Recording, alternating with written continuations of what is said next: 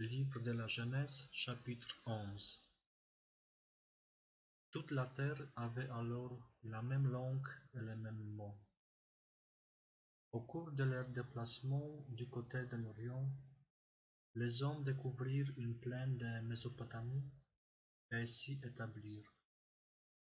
Ils se dirent l'un à l'autre: Allons, fabriquons des briques et mettons-les à cuire. Les briques leur servaient de pierres et le bitume de mortière. Ils dirent: Allons, bâtissons-nous une ville, avec une tour dont le sommet soit dans les cieux. Faisons-nous un nom pour ne pas être disséminés sur toute la surface de la terre. Le Seigneur descendit pour voir la ville et la tour que les hommes avaient bâtie. Et le Seigneur dit: Ils sont un seul peuple, ils ont tous la même langue.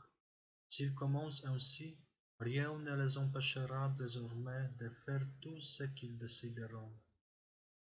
Allons, descendons, et là, embrouillons leur langue, qu'ils ne se comprennent plus les uns les autres. De là, le Seigneur les dispersa sur toute la surface de la terre. Ils cessèrent donc de bâtir la ville. C'est pourquoi on l'appela Babel, car c'est là que le Seigneur embrouilla la langue des habitants de toute la terre, et c'est de là qu'il les dispersa sur toute la surface de la terre. Voici la descendance de Sem. Sem était âgé de 100 ans quand, 12 ans après le déluge, il engendra Arphaxad. Après avoir engendré Arphaxad, Sem vécut encore 500 ans et engendra des fils et des filles. Arphaxad vécut 35 ans, puis il engendra Shéla.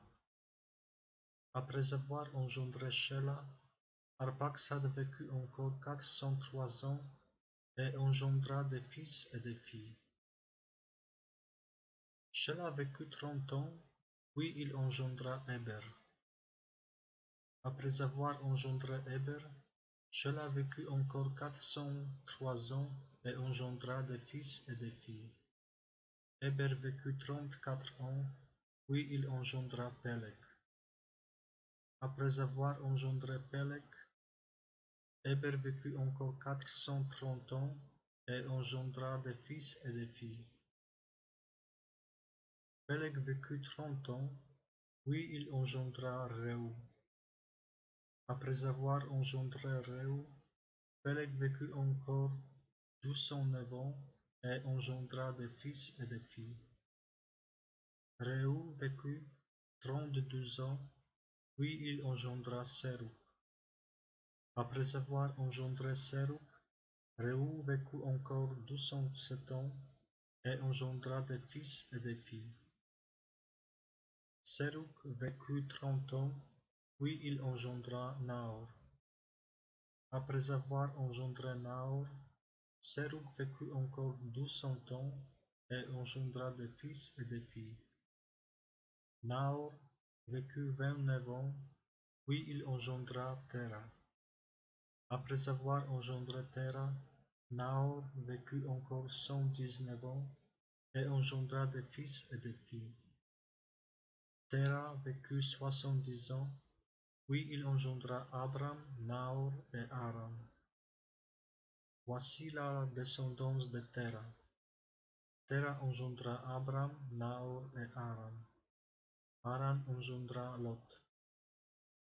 Haran mourut avant son père Téra, dans le pays de sa parenté, à Ur de Chaldéens. Abram et Nahor prirent femme. L'épouse d'Abram s'appelait Sarai, et celle de Nahor Milca, fille de Haran, père de Milca et de Yisca. Sarai était stérile, et elle n'avait pas d'enfant. Téra prit son fils Abram, son petit-fils Lot, fils de Haran, et sa bru Sarai, femme de son fils Abram, qui sortirent avec eux d'Ur de Chaldéens pour aller au pays de Canaan. Ils gagnèrent Aram où ils s'établirent. Ter a vécu 205 ans, puis il mourut à Aram.